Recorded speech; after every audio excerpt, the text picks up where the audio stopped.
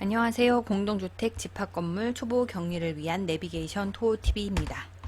오늘은 XPRP하고 XP비즈 비교 영상을 좀 준비를 해봤습니다. 제가 워낙 그 XP비즈가 좀 궁금하던 차에 자료를 좀 찾아보고 그 중에서 제일 눈에 띄는 거, 그리고 이제 프로그램상 미묘하지만 차이나는 거를 좀 정리를 해보는 게 나중에 혹여 내가 공동주택에 있다가 아파트를 가든, 아니 아파트를 갔네요. 공동주택에 있다가 그 상업용 건물을 가든, 아니면 내가 집합 건물에 있었는데 아파트를 가든 서로 교환될 수 있죠. 내 업무가. 그럴 때 참고하시라고 가볍게 보시면 될 것 같습니다. 이거는 오프라인 교육 때도 한 번 더 말씀드릴 예정입니다. 아마 그때는 이거보다 좀 더 얘기를 많이 나눌 것 같습니다. 일단 시작합니다. 제일 먼저 우리가 익숙한 아파트 XPERP에 대해서 먼저 말씀드리면 매우 심플합니다. 아파트는 공동주택으로 비영리죠. 근데 XPERP는 집합건물에도 일부 씁니다. 어쨌든 얘가 하는 서비스 내용은 여기 먼저 회계를 처리하면 급여, 연말, 퇴직자료 이런 것들을 다 반영해서 회계 처리해 놓으면 이거를 부과를 하죠. 한 달치를 부과를 하고, 그리고 이 부과할 때 검침 데이터를 끌고 와서 합산하죠. 합산해서 부과를 하면 이거를 입주자한테 보내면 입주자가 이걸 돈을 입금해 주죠. 그죠? 수납을 하고, 그리고 나서 이 패턴이 계속 매달 똑같이 진행하는 단순한 연결입니다.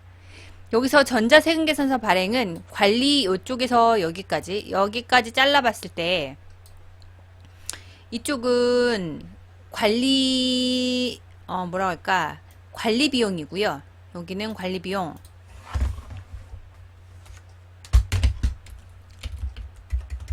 이쪽은 관리 비용, 여기가 바로 관리외 비용. 공동주택은 관리외 비용이 따로 있어요.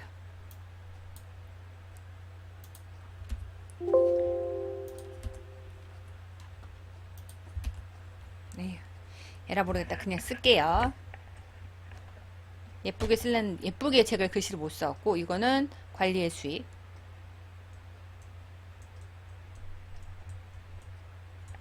그 다음에 관리 비용. 그래서 얘를 입주자한테 수납할 때는 이거는 관리 수익으로 수입을 잡아서 다시 원상 복귀를 시키죠. 이렇게 가는 거고요. 그 다음에 관리의 수익으로 오는 광고라든가 광고 수익, 승강기 수익, 이런 것들은 관리의 수익으로 전자세금계산서를 발행합니다. 그래서 우리가 사업자 등록증을 낸다고 하는 거는 이쪽을 낸다는 게 아니라 이쪽 부분이 영리로 수익을 추구할 수 있기 때문에 사업자 등록은 얘 때문에 냅니다. 어쨌든 이거는 익숙하니까 다음 거 한번 볼게요. 얘는 XP비즈 서비스에 대해서 나왔는데, XP비즈가 사업장별 임대료 및, 우리는 임대료 해본 적이 없죠. 근데 얘네는 모듈 자체에 들어가 있어요. 세팅이. 관리비 부과 및 세부 이력, 임대차 계약 및 요것도 관련하나 봐요. 보증금 관리, 효율적인 수납 관리에 대한 통합 운영 관리 시스템. 이거는 상업용화에 얘네가 특화하려고 하는데, 기본 프로그램의 포맷은 XPERP로부터 왔기 때문에 형태는 약간 비슷한데, 아니요, 전체적으로 비슷한데 미세하게 다른 것들이 있어요. 그 제일 많이 눈에 띄는 게 입주 관련한 그 모듈이 많이 좀 틀려요. 그거를 알려드리려고 합니다. 입전계약 관리는 뭐 사업주체 관리 체계 확립, 입주 전출자 관리, 뭐 임대 뭐 전차 관리 뭐 이런 내용들이 있는데, 이건 별로 눈에 뭐 이거는 홍보고, 요거는 별로 의미는 없고, 저는 제일 궁금한 이거거든요. 자동 산출되는 공실 및 일수 계산, 이게 어떻게 돌아가는지 너무 궁금하긴 해요. 그리고 분리검침을 쓴다. 왜냐면 그 상업용 건물은 임대하고 임차가 수시로 많이 하기 때문에, 여기는 아파트는 중간 정산을 하자. 공동주택은 주로 중간 정산을 해요. 그렇게 자주 일어나진 않으니까. 단 입주할 때는 분리검침을 합니다. 이거를 하는 거는 왜 하는지는 스토리가 너무 기니까. 오프라인 교육 때는 설명을 해드릴게요. 어쨌든 간에 아파트는 중간 정산해서 이사자를 정산하는데 여기 XP 비즈는 분리 검침을 합니다. 너무 빈번하기 때문에 특히 오피스텔이 많죠. 그래서 여기는 분리 검침, 검침도 분리 검침, 자동 산출되는 공실 및 일수 계산 이렇게 XP 비즈 서비스는 된대요. 그리고 임대료 관리도 부과할 수 있다. 이런 식으로 알아보시면 되고 그 다음에 수납은 자동 수납을 한다는데 이게 만약에 그거 같아요. 우리 프리미엄 서비스라고 해서 XPRP에 따로 돈을 내고 하는 게 있죠. 그게 한 달에 얼마인지는 정확히 기억은 안 나는데 그게 그만큼 비싸진 않아요. 근데 거기서 통장이 들어오면 이름이 비슷하거나 지난달에 이름이 똑같은 사람 이름이 나면 그 사람 걸로 자동 수납하는 뭐 이런 거를 여기서는 아예 그냥 서비스 모듈을 쓰는 걸 같아요. 근데 요거는 좀 더 제가 좀 찾아는 봐야 될 것 같습니다. 그리고 가상계좌라는 게 있는데 우리가 그 고지서에 보면 가상계좌 번호 막 있죠. 이걸 가지고 자동이체를 걸기도 하고 요거로 납부할 수도 있잖아요. 근데 아파트는 이 가상계좌로 납부하기가 어려워요. 되는 데도 있겠다지만 대부분 안 돼요. 요거 그냥 의미가 없어요. 자동이체 할 때만 이 호실을 자동이체 걸 때는 쓰는데 이 가상계좌로 인쇄되어 있는 걸로 수납한다? 아, 그거는 수납이 안 돼요. 근데 XP 비즈는 가상계좌로 수납이 되는가 봅니다. 일단은 요 홍보물 자체는 이렇게 써 있어요. 어떻게 구현돼서 이거를 실행이 어떻게 가는지는 제가 아직까지는 잘 모르겠지만 어쨌든 그렇게 써 있어요. 서비스 흐름도는 아까 아파트보다는 조금 더 내용이 넓게 보이죠. 왜냐하면 좀 더 세 번 해야 되니까 여기서 전문 용어 하나 나는데 테넌트가 발음은 우리가 알고 있는 임차인이 임차인.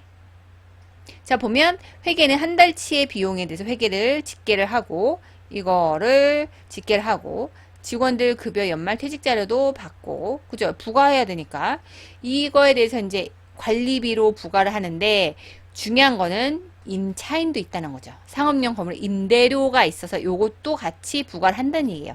그리고 부과를 입주자한테 보내면 수납을 은행에서 받아서 ATM 일반전표로 똑같이 돈을 받아서 수납 처리해서 이게 한 달 포맷이 계속 반복되는 거죠. 자, 근데 여기서 하나 더 임대료에 대한 거는 임대차 계약자가 와서 이거를 입주자 카드를 쓰고 거기서 임대료가 부과되겠죠. 그리고 이 수납정보나 일반 이체 관련된 이 자료도 같이 가져오는데 그게 기타 시스템으로 들어온다는 얘기고요. 그 다음에 주차장 수익도 검침 데이터로 끌고 온다는 거죠.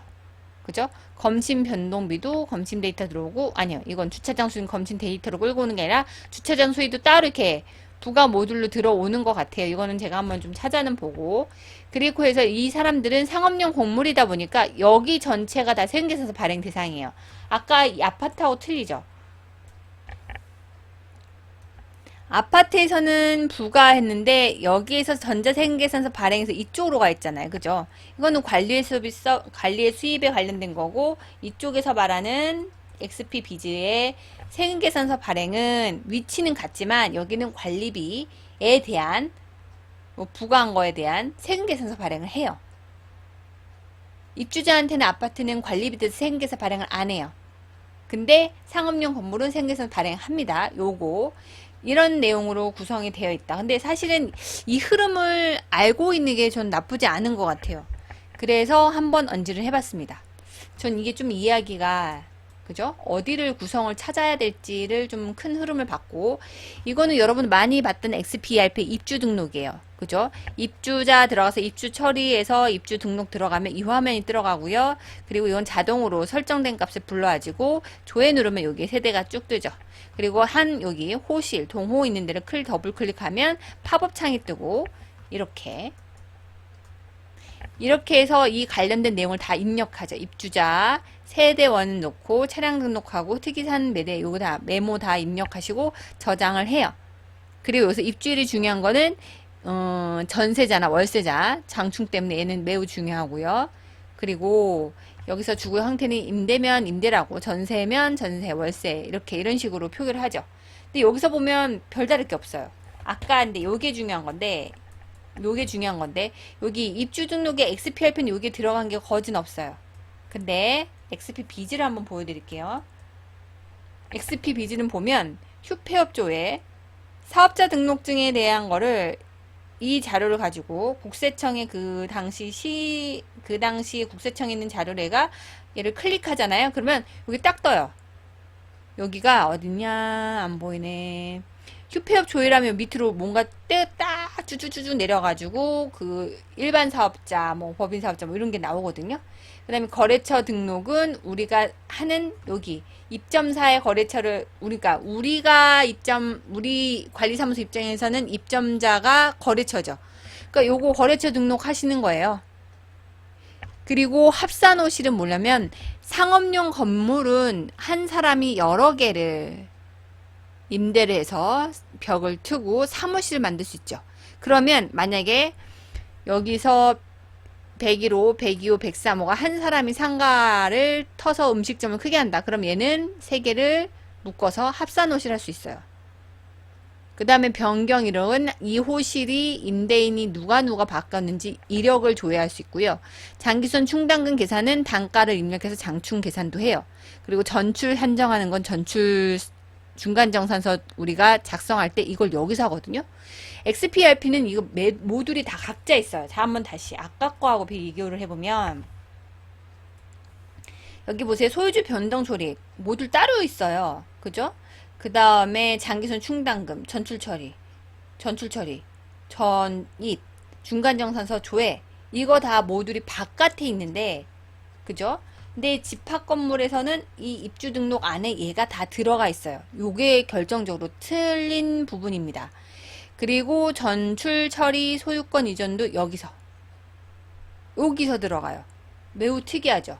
그리고 또 하나 XPBG예요. 계속 입주관리 거래처 등록 조회하면 여기 거래처 등록을 누르고 클릭하면 이제 신규 등록해서 여기에서 사업자 등록 다 넣고 법인이면 법인 넣고 개인이면 개인으로 체크해서 사업자 등록증 넣어요. 그리고 여기서는 업무 담당자 이름 꼭 넣어야 돼요. 왜냐면 세금 계산서 발행하는 것 때문에 요거 꼭 넣어야 됩니다. 아파트에서는 이메일 필요가 없어요. 근데 우리는 집합 건물 같은 경우는 세금 계산서를 발행해야 되기 때문에 이 내용이 꼭 들어가야 돼. 이메일. 그리고 휴폐업 조회를 누르면 이렇게 휴폐업으로 요게 하나가 이 셀이 아니죠. 이 열이 하나 생기면서 일반 가세자, 간이 가세자 이렇게 다 떠요. 그죠? 이런 거 확인 불가 뭐 이런 식으로. 그러니까 조회 기준이 그 첫째 주 국세청 자료로 이렇게 들어갔는지 어쨌든 뭐 언제적 시점인지 정확하게 모르겠지만 얘를 조회를 누르면 휴폐업 조회가 쭉 뜬다. 저 이거 보고 깜짝 놀랐어요.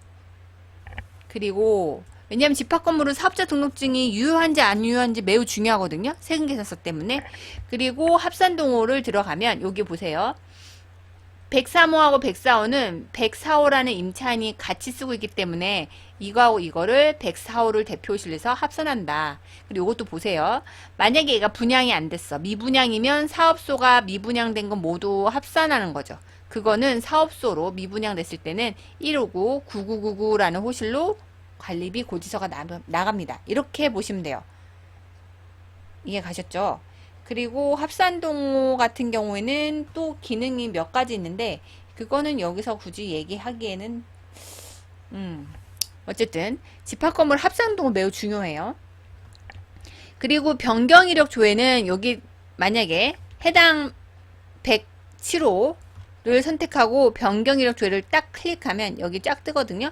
현재 사업자인 정보 입주자가 나오긴 하는데 여기 이력 정보를 누르시면 잘 보이진 않지만 사업자가 2021년 11월 30일 퇴점했고 107호가 2020년 3월 8일 퇴점한 내역이 이렇게 뜹니다. 이렇게 찾아낼 수도 있어요. 그리고 여기서 보면 정산조회는 중간정산서 조회고요. 입주자 전출 취소할 때는 여기서 취소합니다. 그 공동주택에서는 전출 취소가 전출 처리하기에 저장했다가 다시 전출 취소하기 선택해서 다시 해지하거든요. 여기는 그 입주자 관리에서 다 들어가요. 그러니까 각각의 모듈이 여기 다 들어가 있어요. 얘는 XPERP에 있던 것들의 그 단점을 보완한 것 같아요. 그리고 여기서 보면 중간정산 하려면 전출 신청 누르면 중간정산서를 이렇게 선택한 다음에 해당 호실 놓고 날짜 선택한 다음에 정산 처리하고 어느 개월수를 기준으로 할 건지. 여기는 왜 그러냐면 아파트는 보통 통상 평균 3개월, 최근 3개월 걸로 하는 게 맞아요. 근데 집합 건물은 그게 안 그런 경우가 많거든요. 왜냐면 중앙난방 때문에. FCU는 여름에 그 중앙에서 공급하는데 만약에 그 중앙 난방을 하지 않는 개월이 바로 그 전달, 전전달이면 당연히 중앙 난방을 공급하는 달에 전출을 첫 달에 전출했다. 그러면 그게 반영이 안 되겠죠. 그럴 때는 전년도 끌어올 수도 있고, 그리고 겨울철 난방은 여름철 냉방보다는 4분의 3배가 더 많아요. 더 비싸요. 그래서 그런 것들을 계산할 때는 여기서 어디 데이터를 가지고 중간 정산할 건지 선택할 수 있는 요 버튼이 있습니다. 여기는 뭐 6월, 5월, 4월, 3월 것까지 지금 나가는 전출일자가 9월 2일이니까 그죠? 9월 2일이니까 이게 왜 9월이에요? 여튼 그럼 얘가 9월 2일이면 부가가 8월 거, 7월 거, 6월 거, 5월 거 이런 식으로 하겠죠. 근데 만약에 3개월 평균으로 했었을 때 만약에 이 선택사항을 이렇게 넣어주잖아요. 그럼 얘가 지금 발생한 날로부터 3개월 자료를 좀 찾아오겠죠. 그러니까 이거는 선택하면 기존적으로 얘가 몇 가지 만약에 최근 거를 선택한다? 그럼 얘가 선택이 밑으로 계산할 수 있게 몇 가지가 쭉 자동으로 들어가더라고요. 이거는 컴퓨터 프로그램 각 단지별 모듈 설정에 따라 다를 수 있으니까 이거는 정답은 아닐 수 있어요. 참고하시고 이렇게 하고 중간 정산을 누르시면 됩니다. 그러면 이거는 많이 익숙할 거예요. 이런 모습이 나타날 수도 있고요. 아니면 전월부가라고 해서 이렇게 3개월 평균이 아닌 가로로 쭉쭉쭉쭉 나가는 것도 있을 수 있어요. 그죠? 그렇게 될 수도 있어요. 그러니까 이거는 예시 화면이지 모든 중간관리비 정상 모듈 화면은 이렇지는 않아요. 겪어보니까 다른 포맷도 있습니다. 근데 여기서 하나 설명해 드릴 거. 여기서 집합 건물은 핸드폰 번호 카톡용 중간정산서 알림톡 발송이 가능해요. 근데 공동주택은 얘가 없어요. 왜 그러냐면 아파트 같은 경우는 임차인이든 새로운 소유자든 서로 앉아놓고 서로 정산하니까 이렇게 할 필요가 없는데 만약에 임차인이 나갔어요. 집합 건물은. 근데 소유자는 대부분 그 건물에 살고 있지 않죠. 그렇기 때문에 소유자한테 그러니까 정보를 주던가 아니면 임차인이 먼저 이사하고 계약 날짜가 뒤로 있어서 계약 날짜일까지 한 다음에 중간정산해서 보낼 때 그 사람은 현장에 우리 단지에 와 있지 못하는 상황일 때는 이렇게 카톡 정송할 수밖에 없어요. 그러니까 그 서비스가 여기 들어가 있는 거예요. 근데 솔직히 이거 아파트도 넣어줬으면 좋겠습니다.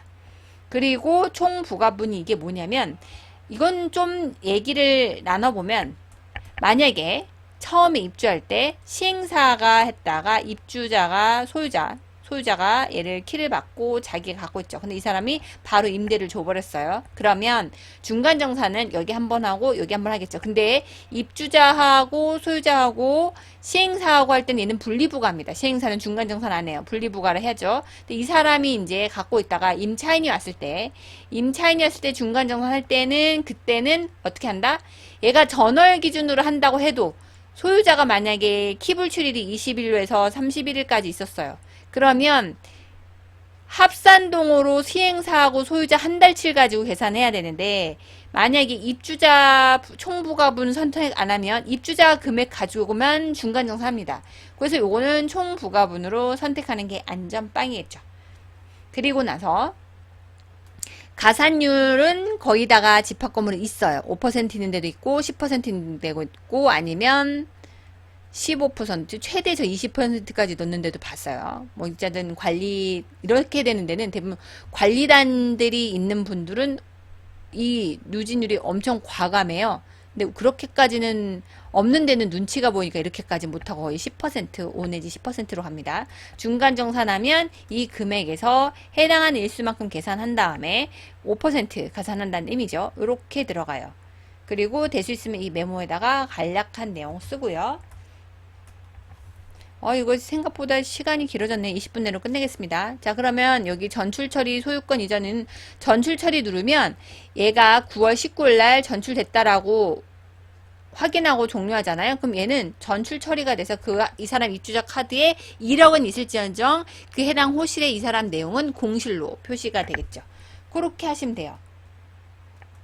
그리고 나머지는 자 20분 내로 끝내니까 여기까지만 XP ERP하고 XP BG에 대해서 좀 비교를 해봤습니다. 제가 좀 더 보고 또 비교할 사항이 있으면 알려드리도록 하겠습니다. 이것들은 다 모아놨다가 오프라인 교육 때 또 한번 알려드리긴 할 건데 어쨌든 우리 토페님들도 한번 보시는 게 도움이 되실 것 같아서 영상 올려봅니다. 오늘도 여러분 실력을 키우고 화이팅! 좋아요, 구독, 알람 신청 부탁드립니다. 감사합니다.